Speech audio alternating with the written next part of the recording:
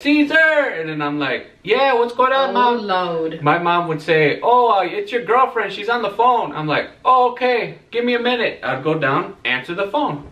If I had a boy call me in 6th or 7th grade at the house, I would not be here right now.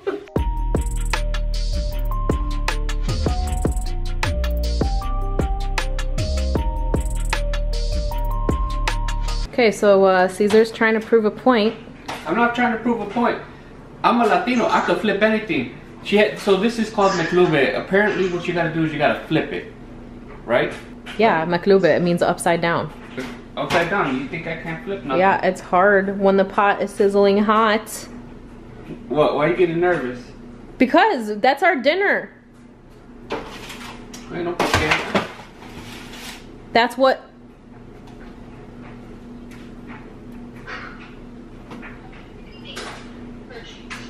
Look at this. Okay, that's what I do. You were supposed to keep it intact.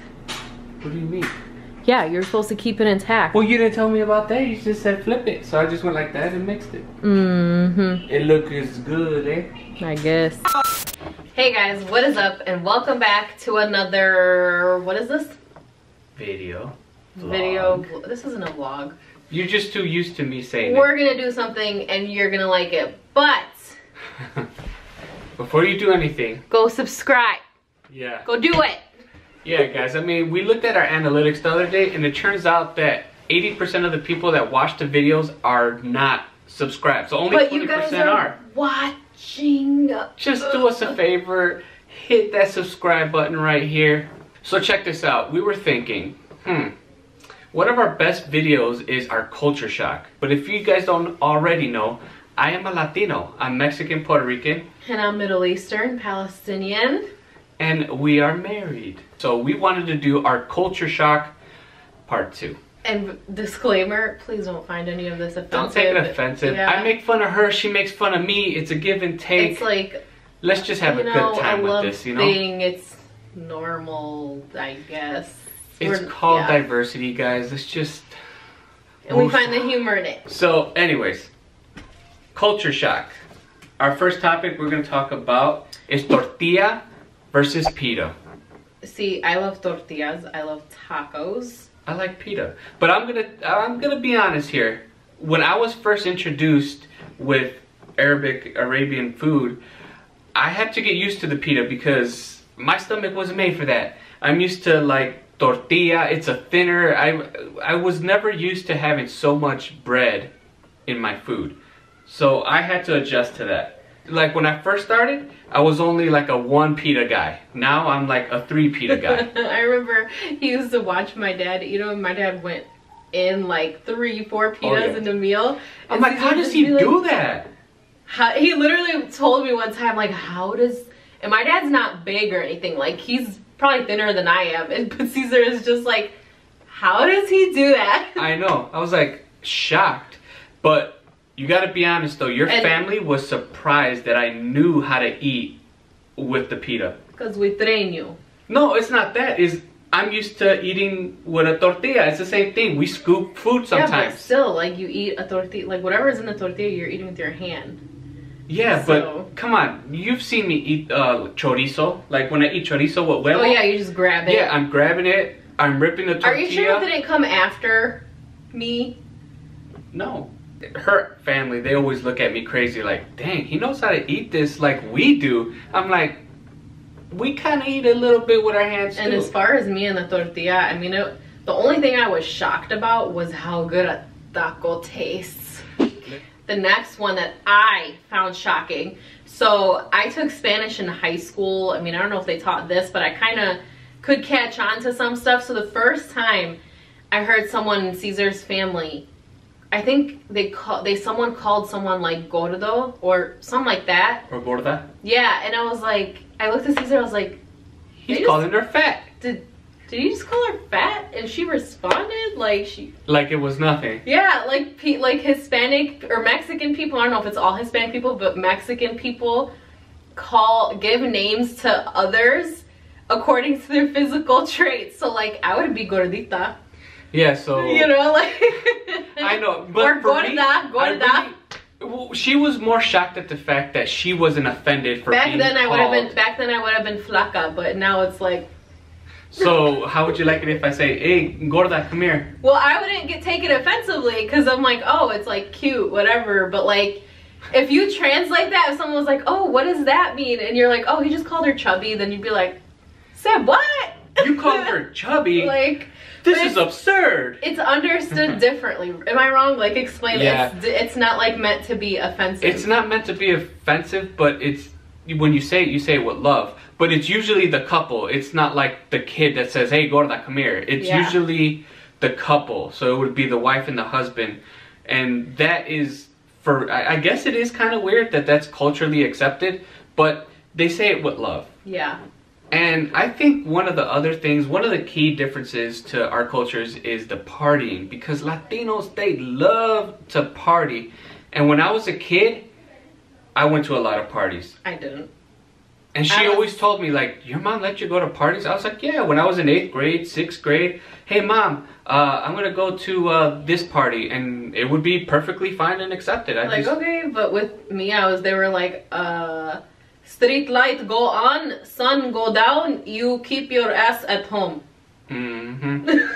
I mean, we actually would go out and we would have to be back before dark, but it would be different. Like if there was a party at my buddy's house, you know, it was boys and girls, and my mom or my dad, they would just drive us to the house. But that was okay to be there after, you know, in the nighttime. What do you think my dad would have thought if he would have driven me to some house party and he saw a bunch of dudes? Forget the girls. A bunch of dudes like posted up with red cups in their hand like, okay, Baba, have fun. Have fun. I pick you up later, okay? Yeah. Like, yeah, right. But when I was a kid, there wasn't liquor. I mean, well. Do you remember the one party we went to? It was like a house party and it got raided, and this was like, we were already married, you guys. We were just like with our friends, like, hey, there's this party down the street, let's go crash it. So we did, and it got raided. We were over age, like we were fine, but there was underage kids. Do you remember the enemy kid that was on the phone? He's like, Bubba, I'm so sorry, but you have to come get me or they're gonna take me. I was like, boy, you can get your butt whooped when you get home. Nah, for us, for Latinos, it's perfectly accepted for us to go to parties. There's really no conflict with that. But I guess in her culture, like, some parties are looked as bad. So, I mean, partying period is bad. Like, even if you're at a party and it's like a legitimate party where like your parents are there, like, it's still you bad. better just sit there and do this. So people are looking at you. No, my mom would drop me off at whoever's house it was. Okay, have a good time. And she never really, it wasn't a situation. It was just like, oh, how was the party? I was like, oh yeah, it was cool. We danced all night. Yeah, no. And going to that too, growing up, you know, obviously I converted later on in life, you know, but when I was a kid, 6th grade, 7th grade, my mom knew I had girlfriends. She was like, oh, who, like, you remember when people would call on the phone, I don't know, with the cord? Girls would call the house and be like, oh yeah, can I talk to Caesar? And then my mom would be like, Caesar! And then I'm like, yeah, what's going on, Mom? Loud. My mom would say, oh, it's your girlfriend, she's on the phone. I'm like, oh, okay, give me a minute. I'd go down, answer the phone. If I had a boy call me in 6th or 7th grade at the house, I would not be here right now. I guess for Latinos, it's perfectly accepted to be a young teenager and have boyfriends and girlfriends. Hell no. I remember one time I was in, like, I'm not even making this up, we still lived in the city, so I think I was maybe like 4th grade, and there was a boy that lived down the block. My dad came home from work and he was just sitting with me at the stairs. I was doing my homework. You know, we're little kids just talking, messing around. And I remember my dad got home from work and he just like looked at me like, uh-oh. Uh-oh. Like his, you know, his eyebrow went up. That's where I get that. You know, remember when we talked about that? When eyebrows high, that's where I get that, my dad. And he just went, and pretty much was like, he better take his ass home. Like, yeah, I mean, for us, it's not a big thing. It's not a big deal. I had plenty of girlfriends growing up. My parents, both mom and dad, knew that I had girlfriends, and it was perfectly okay and accepted. Okay, pumpkin. But it's okay. I'm married to you now, so none of that matters. Okay, so here's my next one. You can be near your flipping 40-year-old mark. Mm-hmm. And if you live at home, even if you don't live at home, your mom and dad will still tell you what to do. I think for Latinos culturally, you're 18 years old, get out of here. Get lost. I don't care what you do. Get out of here. With us, if your mom and dad are alive, it doesn't matter if you got gray hairs in your head and you know you need a hip replacement, like they're telling you what to do. You drink, but your parents don't drink. You don't drink in front of your parents. That's like, that will beat your butt.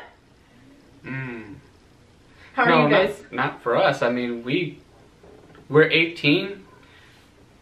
It's whatever, I guess. I mean, there's no... Okay, for example, if I was 18 and I was at the house and maybe I wanted to go out, hang out with the guys, it would be okay. I'd be like, all right, I'm out of here.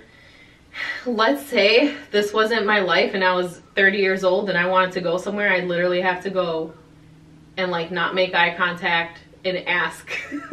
You, as a 30-year-old woman, you have to say, hey, Dad, can I don't know if times have changed. I've been on my own for like, I don't know, over a decade now, but I don't know. Back then, if it was now, then you know what I'm trying to say. It's just, it wasn't gonna happen. You know what I'm saying?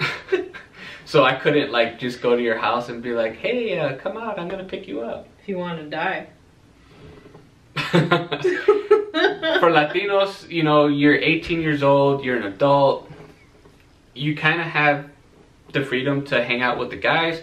I've never really had to ask my mom, like, hey, Mom, could I go here? You know, could I do this? Could I do that? I mean, you're 18, you're an adult. Oh, you're big now, huh? All right, let's see. Yeah, when we were younger, this goes both ways, I think, but when we were younger, we were like, yeah, I'm gonna go study at the library, but you know, wasn't the library, but they're like, oh, okay, library, you get smart to be a doctor. Good, go library. I pick you up later. Yeah, the library. Yeah. Wait, What is it? The what? Library. The library? Library. Library. Okay, library. There you go. There was another R there. I'm from Chicago. Whatever. Chicago. Not just kidding. Oh my god. I always make fun of him for library, library, and Chicago. I don't notice I say these things. Like, I don't know. Chicago. It's just my childhood. What do you want me to say? It's Chi-Town. No, I'm just kidding. Chicago and library.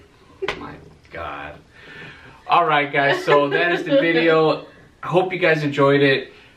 Culture shock number 2. If you like this video, subscribe. I know. So we can make a part 2. Don't be the 80% that just watches it. That just enjoys and comes back, but... So just hit that subscribe button. Follow us on Twitter, Instagram, and oh, by the way, we started a TikTok. Caesar started a TikTok. He gave in. I had willpower. I didn't.